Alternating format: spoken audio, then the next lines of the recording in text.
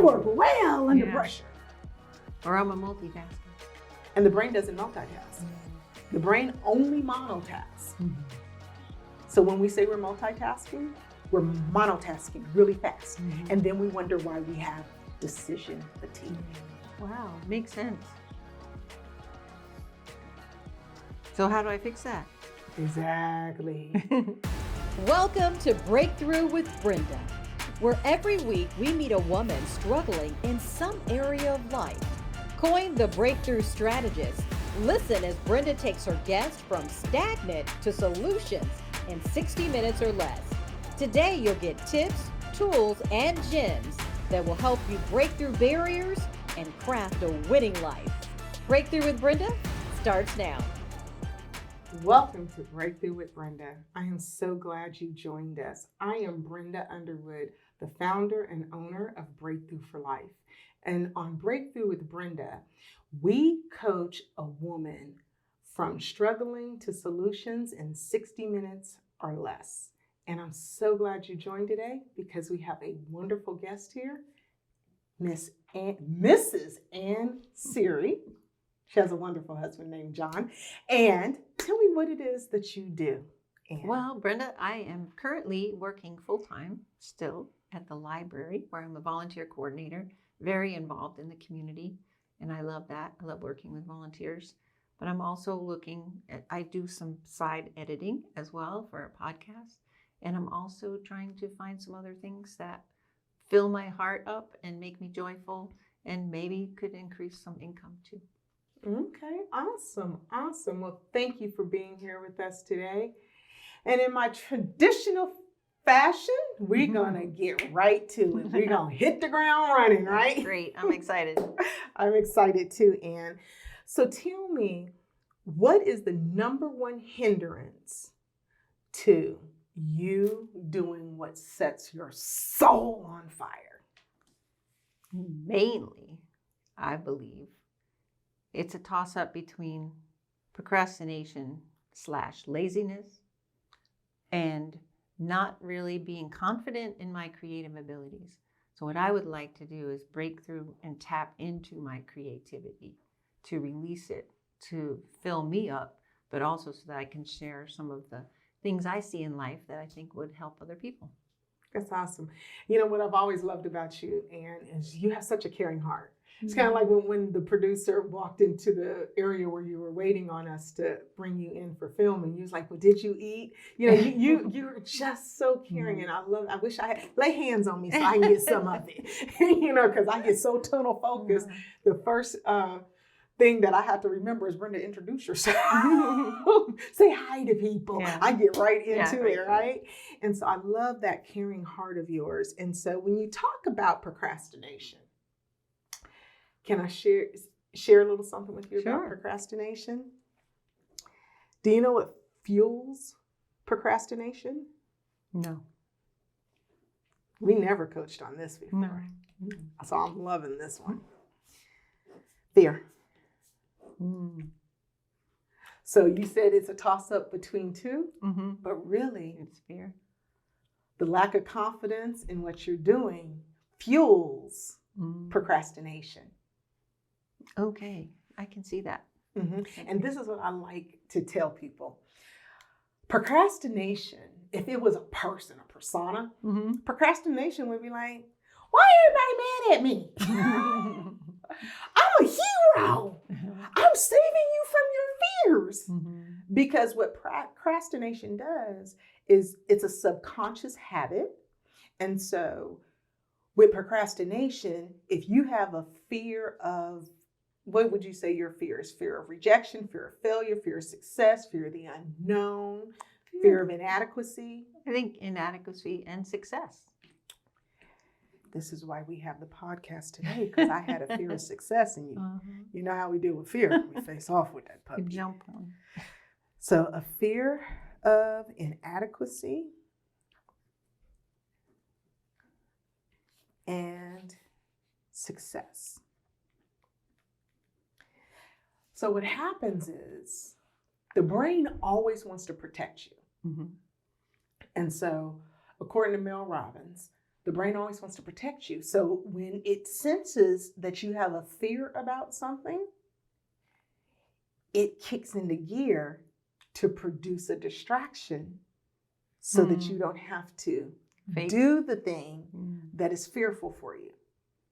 And so fear will produce procrastination, and procrastination produces the seeking for distractions.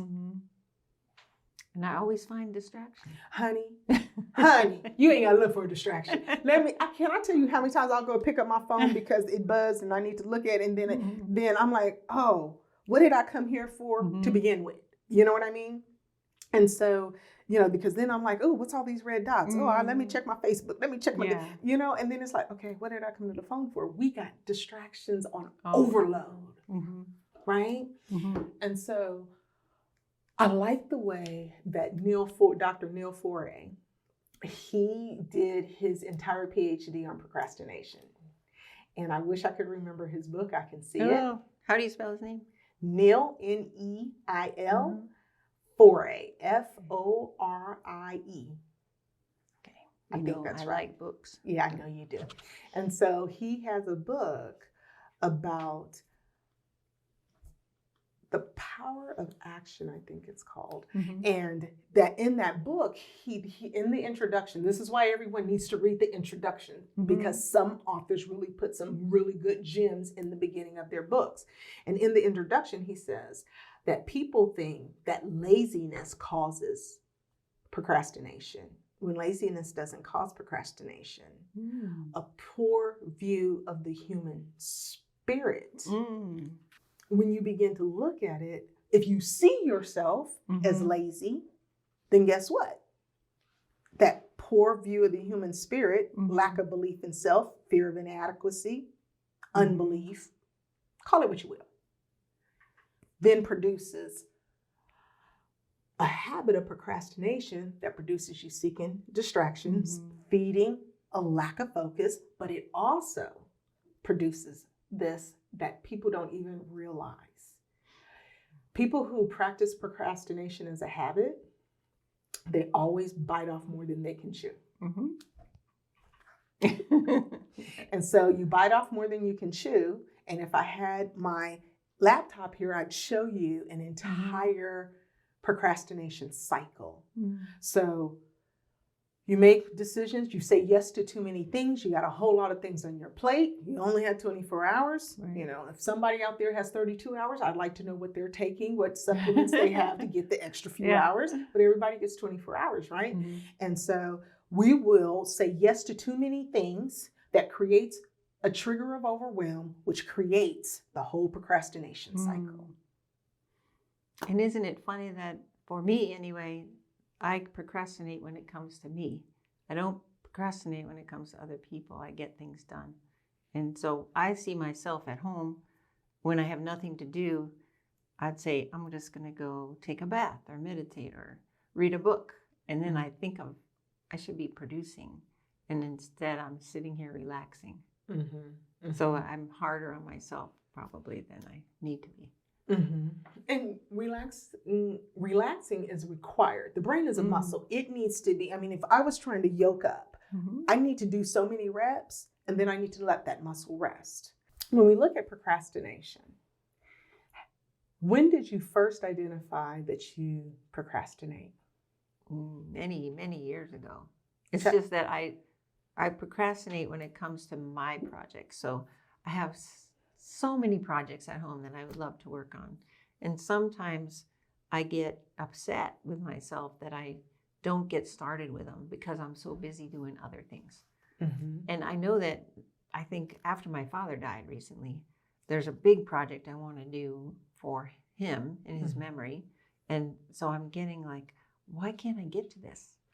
And I just keep putting off all of my projects, my photography, lots of other things. And I do it because I'm busy with other things, whether it's work or other meetings with friends and things like that. I know that I often give all my energy out. And I know that if I touch my creativity and start working on these projects for myself, I will refill my energy. Okay. And so what is it about the project with your dad that you may fear or not want to experience? Oh no, I really do want to experience. I'm still gathering some material, but it's a matter of making the time to do it. Mm-hmm. To just block out time and say, no, sorry, I can't do anything else right now. I need to focus. And what keeps you from doing that? My planner, my schedule. At night, I have way too many things going on when I get home. And so who decides your planner and your me. schedule? Me, for sure. Mm-hmm. So it's a matter of, one thing that we coached about before was boundaries and saying no and sticking to saying no, Mm-hmm. which I'm a little better at, but I still feel like my schedule is far too full. Mm-hmm. And so when you think about procrastination, it's been around for a long time for you. Mm-hmm.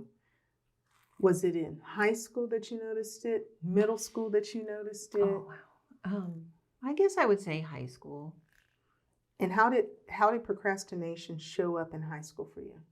I guess I would say, in a weird way, I would put things off till the last minute because the stress of last minute deadlines made me do the project. And I never suffered consequences because I usually did a really good job, where I could have avoided all the stress if I had done things earlier on. And stress is something that is a motivator, but at the same time, I don't like how it makes me feel. And your body doesn't either. Yeah. So according to Dr. Neil Foray, 78% of people who classify themselves as procrastinators actually get their work done, but they do it in a panic-induced stress deadline. Mm-hmm. And according to Dr. Caroline Leaf, now these are all brain scientists. Yeah, I really like her book. Yeah. I did read her book. And so Dr. Caroline Leaf, I'm sorry, Dr. Neil Foray is not a brain scientist, but Dr. Caroline Leaf is. And according to her, when we are in a place where we are in level 2 and 3 stress, it creates fatigue, destroys our immune system, impacts our heart, and impacts our digestive system. So even though, and this is the procrastinator's mantra, I work well under pressure. But then you have brain fog, fatigue, GERD, IBS, a ton of health issues come out of that. I work well under pressure. Or I'm a multitasker. And the brain doesn't multitask. Yeah. The brain only monotasks. So when we say we're multitasking, we're monotasking really fast. And then we wonder why we have decision fatigue. Yeah. Wow, makes sense. So how do I fix that? Exactly. First, as a man thinketh, so is he. So how can you value yourself as much as you value other people? Value your projects as much as you value other people's projects. Like Dr. Neil Foray would say, when you are in a situation where you get a lot of your self-esteem, self-worth from helping and pleasing other people, then we will deprioritize ourselves, which goes right back to a low view of the human spirit. And I can see that, but I don't always act on it. So I can understand that cycle makes sense. And I know this, I always thought I'm not stressed out at all, but there's that kind of stress that makes your cortisol go up and that your body is feeling the stress, even if your mind is not feeling it. So, so how do I fix that? How do I break through it? All change happens with a decision. And it's not an easy one. So the way it works is we think we need to be motivated, right? But what is motivation based on? Our needs, our interests, our fears. Feelings. Feelings, emotions. Okay. Your feelings. Yeah. And how often are your feelings constantly consistent? Not very often. I'm sorry? Not very often. Not very often, Mhm. right? Mm-hmm. So then we have to be motivated to take action. Motivation is based on feelings. Feelings are inconsistent, and we wonder why we are inconsistent with action. Right? Right. And really, feelings can't really be trusted, can they? No. No, because we were all in love with somebody where our head said, leave that one alone. Yeah. They toxic. And we said, but wait a minute, he got a 6-pack and he looked good. And I'm going to stay in this relationship because he looked so good. Your feelings lied to you. Okay? So we know that feelings are not consistent, and we know that feelings can lie to you. They're not always telling you the truth. They're based on an internal story that you've told yourself from childhood. Okay? So if we put motivation at the beginning of our motivation cycle, and it's inconsistent, then how often do we take action? Not well. Not well. And how do we get results? Poor behaviors or inconsistent behaviors. Well, results happen with consistent behavior. Yeah. So if So- we want results, we need to be consistent. Yes. So if we want results, we need consistent action. And action is consistent behavior over a period of time. I'll use an example that you don't suffer from, but I do. Eating. It took me 40 years or 49 years to get to 235 pounds. One fork at a time, right? So can I expect that I'm going to eat one salad and go to the gym periodically once or twice a month and get rid of that? No. No, I'm not. Right? But if I always have to feel motivated to take action, and motivation is based on feelings that are inconsistent, then I take inconsistent action, and then I'm mad at myself that I'm not getting results. Right. Then So you what are your give up. thoughts about that?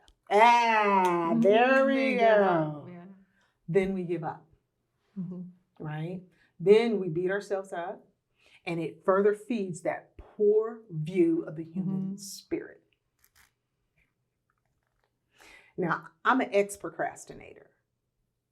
If I had procrastinated producing this, we wouldn't be here. I'm so glad I did so much work beforehand. Yeah, you did it. Before the day. And so if you want consistent results, you've got to be consistent, right? And when we beat ourselves up for inconsistent results, we further feed a poor view of the human spirit. We further beat ourselves down on self-trust, which self-trust is required to build self-confidence. So every time we say we're going to do something and don't, we're telling our subconscious mind, she don't keep her word to herself. And so when she says she's going to go and she's going to be an editor for multiple podcasts, sabotage it, because she never does what she says she's going to do. So that's the self-sabotage part. Okay. I had a thought. Okay, so this is all coming clear. So I had a thought, like when you don't have that consistent behavior and you start beating yourself up. So that's sometimes where I end up saying, why can't people just let me work on my own stuff? Where I'm putting it out there like it's their fault, but actually I'm realizing now it's me saying no, or I can't do it right now, or maybe down the road, or let me refer you to somebody else, or things like that, where I need to be the one who takes the action. Yeah. Yeah, I get that. And when you think about being the one that takes the action, it comes from a place of you always habitually eating, you always habitually put yourself on the back burner and put everybody else on the front burner. And I don't believe that's the order of love. That's not the order of love in the Bible. We've talked about that before, right? They tell us Jesus first, others second, and yourself last. And then we wonder why we have the same divorce rate as the world, because that is not what the Bible said. The Bible said, love God love yourself as you love others. So if you don't love and value yourself, then it's really difficult to love others. Purely because others become our source of self-worth, our source of validation, which means we overcompensate and we're not walking in what God called us to because we're so busy helping everybody else. So tell me that look that's on your face. It's like, yes, I feel that. And I just want to say, I want to walk out of here saying, I'll be that. But I think it'll take a little while to create that consistent behavior of loving self. It will take a little while for you to create the consistent behavior, but breakthrough can happen in a moment. The moment you make a decision. Make the decision. Yeah. Make that decision. My go-to, this, we started producing this podcast months ago, but someone asked me, hey, Brenda, do you want to come to, it was a really, really like VIP type event. And it was like last week, it would have been last weekend. She's like, you want to go? We got an extra ticket. Somebody got COVID. They can't come. I said, okay. I went to go I said, well, let me look at my schedule. So one, if it's a time commitment, I don't say yes to anything until I look at what do I have already on my plate that I need to do. And so as much as, my brain is trying to figure out how to go, because this is fun, this is exciting, this is a VIP experience, I want to be there, I want to get the shot with some, I'm not going to say who I was going to be a VIP of, but I want a picture with them. And then the Holy Spirit said, okay, that's the weekend before your podcast. Would that be wisdom? So I text her back like a little girl whose mom said that she can't go to the party. I said, I'd love to go, but considering what's on my plate right now, keep me in mind next time. Yeah, you don't always have to say yes. Matter of fact, I'm going to say no first and yes last. Okay. Or I'm going to have you pause and wait. Nothing is an immediate yes. Because if you want to do what God put inside of Ann to do, I do. You can't please everybody else. What does Galatians say? Galatians 1:10, I believe it is, says, if I am pleasing man, I am not pleasing God. And if I'm pleasing God, I cannot please all man. You can have a breakthrough. I love that. You can get a breakthrough the moment you decide, I am not going to say yes to everything just because it's a good thing. Your breakthrough, and it don't take a whole lot of time for that. Right. Like, I made the decision, no more socializing in the month of November. I'm not going to no birthday parties. If I let with my social circle, I could be busy every single weekend, Friday, Saturday, and Sunday, between birthdays, weddings, baby showers, and pool parties during the summer. And if I did, I'd have a great social circle, but I wouldn't be living in the perfect will of God for my life. So it's getting clear on that message, that voice, and putting that first. Yeah. And so I love what you said, because you said priority. So what do you think discipline is based on? Creating habits and prioritizing your life and the things that you do. The first thing, priorities. Because based on your priorities, you can create your habits. Okay, so priorities. So you take motivation, you put it at the front of action. You take inconsistent action, you get inconsistent results, and then you get the beat up. Yeah, the beat up. I just can't never get nothing done. I don't finish nothing. And the subconscious mind is the habit mind. So what you constantly tell it in negative self-talk, it believes. And I want to tap in to that well of, I think that well of self-love and has all of that creativity that I'm trying to access. Yes, the well of self-love. And it's not selfish. Because let me ask you a question. You know, people keep telling me, Brenda, you keep preaching about this self-love, self-love. That's selfish. That's selfish. People will be lover of self. Okay, you guys keep preaching love others over self, and is that helping the world be more loving? Not when I look at the news. Yeah, you have to be the difference. You. Yeah. And you have to prioritize you. Because let me ask you the question. The day that you had to get up early on a Saturday, go and do a volunteer project for the library, then you had to help take care of your neighbor's dog, and then you had to run by the cleaners and do something for your husband, and you know, you're stressed out and you went to bed late and you woke up early. How well do you greet your husband, John, that day? I have a smile, but I might not feel it inside. You don't feel it inside? Yeah. You feel tired. He says, well, come on, babe, I want to go out and let's go roller skating. And you're looking at him like, dude, do you know what kind of flipping day I just had? I mean, you don't curse at all, but, you know, she's one of the non-cussing Christians. And, you know, do you know what kind of day you're thinking in your head? But because you're so sweet and so nice, you sacrifice the rest that you need to recoup from a busy day and you go with him. Further beating yourself up on the inside. Now, for the average person, they're going to be agitated when they get home after a day like that. You know, I had a stressful day. I didn't get enough sleep. I didn't get a break. I didn't get a chance but to eat an apple all day because I'm serving everybody else. So by the time you get home, maybe not you, but a lot of people out there slap the dog, kick the cat, leave me alone. Yeah. Right? Take it out on other people. Yeah. Because you're serving out a cup that's empty. Yeah. You have to fill yourself back up. But you can't do that when you don't make you a priority. Yeah. And then I think, well, if I sit here and read for a little while, that's wasting time. But it's not. Because the brain's a muscle and you have to give it rest.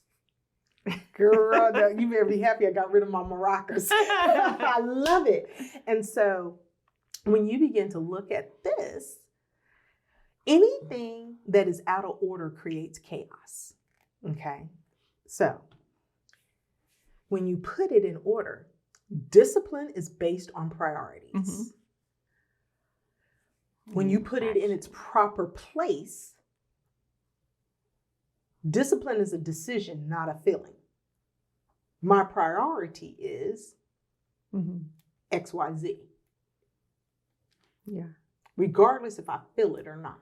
Like my son went from a fluffy 180 down to a rock solid hard 6-pack 140. Wow. And it's not a question if he's going to go work out. And matter of fact, do not interrupt his workout schedule. So he's very disciplined about it. And there's some days when he walks in there and I can see him, he'll be like, man, I just finished working with this crazy situation. Now, you know, because he's working a job now, his first job, well, not first job, but he's working a job now. It's like, I just finished working. I had all this crazy situation because he's a financial analyst. And I had all these crazy financial things going on with the deals that we're working. And then I just want to go play video games, sit on the couch and eat bonbons. And the look is all over his face. But what is he doing? He's walking upstairs to our home gym. He walks in there, kicks in his music, and does his thing. Wow. Why? Because discipline is based on priorities. It doesn't care what you feel. Okay, I got that. Good analogy. Good example. Yes. So then he harps on me. Mom, you ain't never going to get your 6-pack if you don't go do your workout. I'm like, look, you do you, I'll do me. I'm working on it. I'm stressed. So this is the proper cycle. Yeah.